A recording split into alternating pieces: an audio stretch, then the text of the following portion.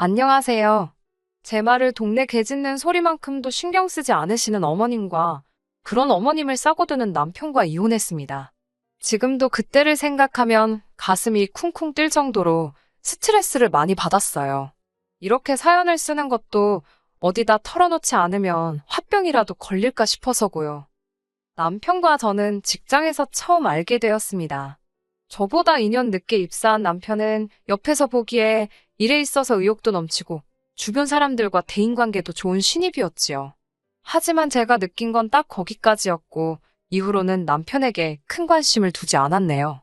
제가 이욕심이 많기도 했고 애시당초 회사 내에서 연애 같은 건 안 할 작정이었습니다.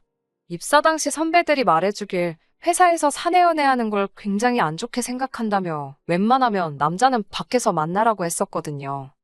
하지만 저와 달리 남편은 저에게 관심이 많았던 모양입니다. 처음부터 저한테 대놓고 들이대는 건 아니라서 잘 몰랐는데 언젠가부터 주변에서들 남편이 저에 대해 묻고 다닌다며 귀뜸을 해주더라고요. 그러다 제가 이직을 하게 되었고 남편도 그 소식을 들었나 봐요. 제가 마지막으로 출근을 했던 그날 옮기게 된 회사는 어디냐, 왜 이직하는 거냐 시시콜콜한 것들을 묻더니 이제 회사를 떠나는 거니까 우리 데이트해도 되지 않냐고 단도직입적으로 묻더라고요. 조금 지나치다 싶을 만큼 저돌적인 남편의 태도에 당황스러웠지만 동시에 이 남자 도대체 뭐지 싶어서 솔직히 좀 궁금했달까요? 그렇게 저희는 회사 동료가 아닌 남녀로서 데이트를 하기 시작했습니다. 남편은 자상하고 속이 깊은 사람이었기에 같이 있는 것만으로도 큰 힘이 되었습니다. 제가 너무 바빠서 자주 만나지는 못했지만 그래도 큰 다툼 없이 다른 연인들처럼 알콩달콩 예쁜 연애를 했어요. 그러다 사귄 지 1년이 되었을 무렵 남편에게 프로포즈를 받았습니다. 솔직히 말하자면 저는 그 자리에서 바로 좋다고 대답하지 못했네요. 남편을 사랑하는 마음과는 별개로 제 커리어에 대한 욕심 때문에 지금 바로 결혼을 하는 게 맞는 건지 쉽게 결정을 내릴 수가 없더라고요. 그런 저에게 남편은 실망한 기색을 보이기는커녕 든든한 울타리가 되어주겠다고 했습니다. 그리고 순진했던 저는 그 말 하나만 믿고 남편과 결국 부부의 연까지 맺었던 거지요. 결혼 전 남편과는 길다면 길고 짧다면 짧은 1년이란 시간을 함께 보냈지만 시댁 식구들을 만나지는 못했습니다. 제가 이직을 하자마자 남편과 연애를 시작했던 탓에 시댁 식구들까지 만나고 할 정신이 없었던 게 가장 큰 이유이지요. 참고로 이직을 해온 지금 직장은 동종업계에서도 5손가락 안에 들 만큼 경쟁력 있는 소위 잘 나가는 회사입니다. 그리고 저는 이곳에서 하루빨리 인정을 받아야 한다는 부담과 긴장 때문에 다른 일에는 도통 눈을 돌리지 못했고요. 그렇다 보니 본격적으로 결혼 준비를 하면서 한번 상견례 때 한번 본 게 전부입니다. 하지만 결혼식을 올리고 나서야 진작에 시부모님 되실 분도 몇 번 만나보고 어떤 집안인지 좀 살펴볼 거라는 후회가 들더군요. 저희 시댁은 제가 주변에서 보고 들은 시댁들과는 아예 차원이 달랐으니까요. 돌이켜 생각해보면 상견례 때도 어머님은 그렇게 가족 간의 협동과 화합, 공동체 정신 뭐 그런 것들을 강조하셨습니다. 그러면서 저더러 무슨 고부 갈등이네 시누이지 시네모네 그런 말도 안 되는 이야기들은 걱정하지도 신경 쓰지도 말라고 하시더군요. 이어서 말씀하시기를 시댁 식구들은 사촌들까지 포함해서 그렇게들 서로 우애가 좋답니다. 실제로 남편에게는 결혼한 사촌 형제들이 있었는데 그 배우자들끼리도 그렇게 사이가 좋다며 자매가 따로 없다고 하시대요. 솔직히 하나부터 10까지 어머님이 하시는 말을 다 믿은 건 아니지만 그래도 어머님께서 워낙 자신만만해 하셨고 어머님 옆에 앉은 남편도 진짜고 사실이라며 추임새를 넣어대는 걸 보곤 다들 서로서로 사이가 좋긴 좋은가 보다 싶더라고요. 신혼여행에서 돌아온 날이었습니다. 시부모님께 인사를 드리러 시댁에 들렸는데 어머님 아버님과 시누는 물론이고 시이모님 내외, 시숙부 내외 그리고 그분들의 자식들 죄다 모여있더라고요. 며칠 전에 결혼식에서 이미 다 인사드렸는데 왜 또 이렇게 모인 건가 싶었고 그때 어머님께서 오늘은 정말 행복한 날이라며 말문을 여셨습니다. 뭐 온갖 미사역으로 가득한 서론을 한 5분쯤 들었을까. 피곤하고 도무지 하시고자 하는 말씀이 뭔지 알 수가 없어서 답답하던 그때 어머님께서 계모임 이야기를 꺼내셨습니다. 어머님께서 말씀하신 계모임이란 매달 한 사람당 20만 원씩 걷어서 가족 간에 돈이 필요한 사람이 있으면 융통할 수 있도록 도와주기도 하고 그러는 거라 하셨지만 굳이 왜 가족 간에 금전거래를 해야 하는지 싶더라고요. 제가 만약에 돈이 필요하지 않은 사람은 안 해도 되는 거냐고 물었습니다. 그러자 어머님께선 그건 참 이기적인 거라며 말이 개모임이지 가족 회비 같은 거라고 생각하면 된답니다. 실제로 그 돈으로 가족끼리 모여 외식도 하고 여행도 다니고 그런다고요. 남편에게 이런 모임이 있다고 왜 말하지 않았냐 물으니 자기는 다른 집들도 다 이런 줄 알았답니다. 그러면서 나가보면 알겠지만 맛있는 거 먹고 놀고 쉬다 오는 거라고 진짜 재밌다대요. 하지만 제가 직접 겪어본 이 모임은 정말 거지 같았습니다. 일단 외식이 아닙니다. 어머님과 이모님께서 특히나 이 인원수가 다 나가서 사 먹으면 돈이 얼마냐며 늘 해먹기를 고집하셨는데 알고 보니 그게 저하고 사촌동서들한테 만들라는 이야기더라고요. 처음 그 일을 당한 건 시이모님 댁에서 있었던 모임에서입니다. 당연히 어디 고깃집이나 가겠거니 했는데 차로 1시간을 달려 도착한 곳이 시이모님 댁이었으니 이렇게 말해서 좀 그렇지만 20평도 안 되는 아파트에 열댓 명의 성인이 모인 상황이었습니다. 어찌나 갑갑하고 여름이었던지라 에어컨을 틀었는데도 훅훅 찌더라고요.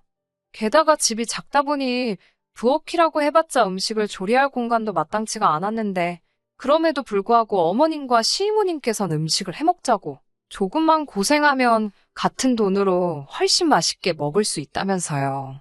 그러더니 저와 사촌동서들에게 장을 봐오라 하셨습니다. 황당했지요. 그뿐만 아니라 어머님께서 며느리 솜씨 좀 보자며 실력 발휘를 해보라 하시는 게 아니겠어요. 저는 솔직하게 말씀드렸습니다. 간단한 음식, 후라이라던가 김치찌개 정도밖에 못한다고요. 그러자 어머님께서는 가족들 모아놓고 꼴랑 그런 거나 먹자는 거냐며 시집 오면서 음식하는 것도 안 배웠냐고 사람들 앞에서 저를 나무라셨습니다. 그리고는 어쩔 수 없다는 듯 음식은 사촌동서들이 할 것이니 저에겐 설거지나 하라시대요. 어이없이 욕을 먹은 것도 서러웠지만 제가 알기로는 모두가 똑같이 20만 원씩 냈는데 왜 일하는 사람 따로 먹고 노는 사람 따로인지 납득할 수가 없었지요. 이런 모임이 두어 번 더 반복되었을 땐 더는 참을 수가 없었습니다. 매번 패턴이 사촌동서들이 음식을 하고 저 혼자 10명도 넘는 인원이 먹어치운 그릇을 정리하는 시기였는데 진짜 너무 열받더라고요. 가뜩이나 내키지도 않는 모임인데 어거지로 끌려와 일만 한다고 생각해보세요. 참다 못한 제가 사촌동서들에게 이런 상황에 불만이 없느냐고 슬그머니 물었습니다. 두 사람이 보인 반응은 정말이지 뜻밖이었어요. 저더러 왜 그렇게 심사가 뒤틀렸냐는 식으로 저를 마치 이상한 사람 보듯이 했으니까요. 뿐만 아니라 오히려 이렇게 가족들끼리 자주 보고 하면 친해져서 좋지 않냐고 되묻기까지 했고요. 도무지 말이 통하지 않겠다 싶어서 대충 얼버무리고 대화를 끝냈습니다. 사촌동서들하고 힘을 합쳐 어떻게 집안 분위기 좀 바꿔볼랬더니 그것도 사이즈가 안 나오더군요. 이후로 3주가 채 지나지 않아 다시 모임이 잡혔고 저는 남편에게 도저히 더는 못 참겠다 했습니다. 남편은 어쩔 셈이냐 물었고 저는 원하면 당신 혼자서 다녀오라고 했어요. 나는 회사 일도 바쁘고 친정부모님 만나기도 힘든데 한 달에 한두 번은 꼭 시댁 식구들하고 어울려야 한다니 너무 스트레스라고 솔직히 털어놓았지요. 그러자 남편도 일단 알겠다며 남편이 정확히 어머님께 어떻게 전달을 했는지는 모르겠습니다만 그날 밤 어머님께서 장문에 문자를 보내셨더라고요. 제가 지금 목숨 바쳐 충성할 곳이 회사인지 시댁인지 잘 판단하라고 현명하게 처신하라는 어이가 없었지만 몰아 대꾸한들 욕이나 먹겠다 싶어서 적당히 알겠다고 둘러댔습니다. 이후로 한동안은 평화로운 시간이었어요. 회사 일은 여전히 미친 듯이 많고 바빴지만 적어도 주말 하루는 늘어지게 잘 수 있었으니 살겠더라고요. 그 와중에도 남편은 걸핏하면 같이 안 갈 거냐 물어왔고 저는 저대로 생돈 20만 원이 나가는 게 너무 아까웠지만 이 정도는 감수해야겠다고 생각했달까요. 하지만 그 행복은 오래가지 못했습니다. 사건의 시작은 재택근무예요. 얼마 전부터 회사의 몇몇 부서가 재택근무화 되었는데 제가 소속된 부서도 그중 하나였지요.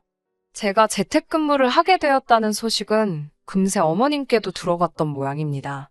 어머님께서 전에 없이 들뜬 목소리로 연락을 해오셨는데 연신 잘 됐다고 그러시더라고요. 그리고 어머님이 그토록 좋아하셨던 이유를 알게 되기까지는 오랜 시간이 걸리지 않았습니다. 제가 재택근무를 시작한 이후로 어머님께선 하루가 멀다 하고 연락을 해오셨고 걸핏하면 여기 가자 저기 가자 시댁에 오라가라. 참다 못한 제가 재택근무도 근무라고 말씀을 드렸지만 어머님은 어쨌든 집에 있는 거 아니냐며 뭐가 문제냐는 식이셨어요. 혹시 어머님께서 재택근무가 뭔지 모르시나 싶어서 저는 재택근무가 뭐고 어떻게 돌아가는 건지 조근조근 설명을 해드렸습니다만 어머님께선 그런 어려운 소리 당신은 못 알아듣겠답니다. 컴퓨터만 켜놓으면 지들이 어떻게 아냐고 우기시는데 저는 어떻게 설명해야 할지도 모르겠어서 집 밖으로 나가면 회사에서 돈을 안 준다고 그냥 그렇게 말씀드렸습니다. 그러자 어머님께서는 오기 싫다는 소리를 아주 어렵게도 한다면서 잘 알겠다고 저더러 핑계도 좋다고 빈정거리셨지요. 기분은 찜찜했지만 적어도 이 정도 했으면 어머님이 더는 저를 괴롭히지 않으실 거라 생각했습니다. 그런데 다시 한 2주쯤 지났을까 어머님께서 이번 개모임은 저희 집에서 하기로 했다고 통보를 해오셨어요. 저는 당연히 안 된다고 말씀드렸습니다. 집에서 일을 하다 보니 업무에 관련된 자료도 집에 너무 많이 와 있었고 이걸 지금 다 치울 방법이 없다고. 차라리 식당으로 가시면 제가 어느 정도 보태드리겠다 했습니다. 하지만 어머님께서는 너야말로 네 시애미 체면은 생각도 안 하냐면서 당신 형제들 보기가 남부끄럽답니다. 시이모나 시삼촌 자식들은 사위고 며느리고 다 와서 하하호 즐겁게 어울리다 가는데 저만 왜 이렇게 삐딱선을 타는지 모르겠다고요. 저는 연신 죄송하다 소리만 하면서 그래도 저희 집으로 오시는 건 안 된다고 말씀드렸습니다. 제 나름대로 강하게 선을 그었어요. 설마 무대뽀처럼 들이닥치는 건 아니시겠지. 그때만 하더라도 그 정도의 믿음은 있었지요. 하지만 설마 했던 일이 벌어졌습니다. 금요일 오전부터 몸이 너무 아파서 재택인데도 불구하고 병가를 낼 수밖에 없었습니다. 남편은 출장 중이었기 때문에 새벽에는 혼자 간신히 운전해서 응급실까지 다녀왔고요. 그래도 링거라도 한 방 맞고 온 덕분인지 토요일 11시쯤 되어서 간신히 눈을 뜰 수 있었고 뭐라도 먹어야지 싶어서 냉장고를 뒤적이는데 어머님께서 전화를 걸어오셨습니다. 1시간이면 도착하신다며 손님 맞을 준비를 하라나요. 황당하고 어이가 없는 상황에 뭐라 할 말도 없었지만 이대로 당할 수는 없었습니다. 무엇보다 당신 아들도 없는데 도대체 왜 저희 집에서 모인다는 건지 이해를 할 수가 없었지요. 시간을 확인할 새도 없이 남편에게 전화를 걸었습니다. 그런데 남편에게 상황 설명을 하니 무슨 재밌는 이야기라도 들은 듯 웃더라고요. 제가 장난하지 말고 빨리 어머님께 전화드려서 돌아가시라고 하라고. 지금 1시간 내로 수습할 수가 없다. 집도 너무 지저분하고 나 오늘 정말 아프고 피곤해서 음식 못한다고. 그런데 남편이 한다는 소리가 일단 진통제라도 먹으랍니다. 가족들을 헛걸음하게 할 수는 없지 않냐면서요. 남편이 진짜 말이라도 내가 어머님께 잘 이야기해보겠다. 일단 몸부터 챙겨라 이런 식으로 했다면 저희가 이혼까지 하는 일은 없었을 겁니다. 하지만 남편의 어이없는 반응에 저도 정말 화가 나더라고요. 저는 절대로 안 열어드릴 거라고 헛걸음 하시든지 말든지 나는 모른다고 분명히 안 된다고 했는데 왜 들이닥치시는 거냐고 소리를 질렀습니다. 남편은 왜 자기한테 난리냐며 그러면 저더러 알아서 막아보랍니다. 제가 안 열어드리면 자기가 비밀번호를 알려드릴 거라면서 일 크게 만들지 말라나요? 그리고 자기도 지금 출장 중이고 일하는 중이니 이런 일로 연락하지 말라대요. 식구들 챙기고 하는 건 며느리가 할 도리 아니냐면서요. 남편의 개소리를 듣고 있으니 내가 뭐에 씌어서 이런 인간이랑 결혼을 했나 싶은 회의감이 밀려왔습니다. 저는 일단 현관 비밀번호부터 바꿔버렸어요. 그리고 어머님께 전화를 드렸습니다. 제가 너무 아파서 안 된다고 하니 집에서 컴퓨터만 하는데 왜 아프냐며 전부터 제가 핑계가 많고 거짓말을 밥 먹듯이 한다며? 이런 쓸데없는 소리할 시간에 집이나 치우랍니다. 당신 얼굴에 먹칠하지 말라나요. 남편과 어머님, 두 사람에게 쌍으로 싫은 소리를 들으니 기분이 어찌나 나쁘던지 분해서 이를 갈고 있는데 누군가 초인종을 누르더군요. 내다보니 아니나 다를까 어머님이셨습니다. 저는 죽은 듯이 아무런 소리도 내지 않았어요. 그러자 이번엔 현관을 두들기기 시작하셨습니다. 계속해서 인터폰으로 밖을 내다보는데 시부모님뿐만 아니라 그 많은 시댁 식구들이 다 왔더라고요. 어이가 없어서 정말 제 이야기는 귓등으로도 안 들으셨구나 싶어서 헛웃음이 다 나대요. 그때 급기야 삑삑삑삑 어머님께서 비밀번호를 누르시기 시작하셨습니다. 암만 시도하시면 뭐하나요? 제가 바꿔버렸는걸. 한다섯 번 틀리니까 현관에서 시끄러운 알람 소리가 울려대기 시작했고 급기야 옆집에서 인터폰을 한 건지 경비 아저씨까지 올라오셨더군요. 전 계속 아무 소리도 내지 않고 있었습니다만 어머님의 쩌렁쩌렁한 목소리 덕분에 상황이 어떻게 돌아가는지 파악이 다 되었습니다. 경비 아저씨께선 여기 거주하시는 분도 아닌데 이러시면 안 된다. 경찰 불러야 한다고 경고를 주고 계셨고 어머님은 내 아들 집이라며 고래고래 소리를 지르시고 그렇게 한 시간은 지났을까요? 실랑이 끝에 다들 포기하고 돌아가는 것 같았습니다. 그때 어머님께서 또다시 전화를 걸어오셨고 이번엔 받았지요. 어머님께서 다짜고짜 저더러 지금 이게 뭐하는 짓이냐며 욕을 하시길래 전 지금 집에 없다. 제가 분명히 오지 마시라 하지 않았냐고 받아쳤네요. 그러자 세상천지 저 같은 며느리가 어디 있냐며 저더러 패급 며느리랍니다. 공짜로 줘도 안 데려다 쓸 며느리라나. 그러면서 제가 당신 얼굴에 똥칠하고 식구들 시간 낭비하게 한괘심제라며 이번 회비로 100만 원을 내라시대요. 어이가 없어서 저는 어머님께 경찰 안 부른 걸 다행인 줄 아시라고 쏘아붙였습니다. 그리고 이튿날 출장에서 돌아온 남편은 이게 다 무슨 난리냐며 저에게 전후사정은 묻지도 않고 밑도 끝도 없이 제 탓을 하기 시작했어요. 어머님이 아기가 있어서 그러신 것도 아니고 이제 제가 한 가족이 된 만큼 다른 식구들하고 친해졌으면 하는 마음에 그러시는 건데 그거 하나 못 맞춰드려서 이 소동을 일으키냐고요. 그런 남편에게 제가 친해지긴 뭘 친해지냐고 나는 가서 밥도 먹는 둥 마는 둥에 설거지만 하고 온다고 평일 내내 일하느라 힘들어 죽겠는데 그거 하루 쉬는 것도 시댁 식구들하고 불편하게 고생스럽게 보내는데 뭐가 친해지는 거냐고 소리를 질렀어요. 그러자 남편이 재수씨들은 아무 불만도 없다던데 거긴 맨날 생글생글인데 저만 왜 이러냐입니다. 회사에선 그렇게 묵묵히 맡은 일 잘하고 그래서 좋게 봤던 건데 왜 이렇게 불만이 많냐고 자기가 속았다나요? 그러면서도 이 개모임에 아무나 들어오는 거 아니라고 우리 가족이라는 걸 인정해주는 거라면서 영광스럽다 생각하면 안 되겠냐입니다.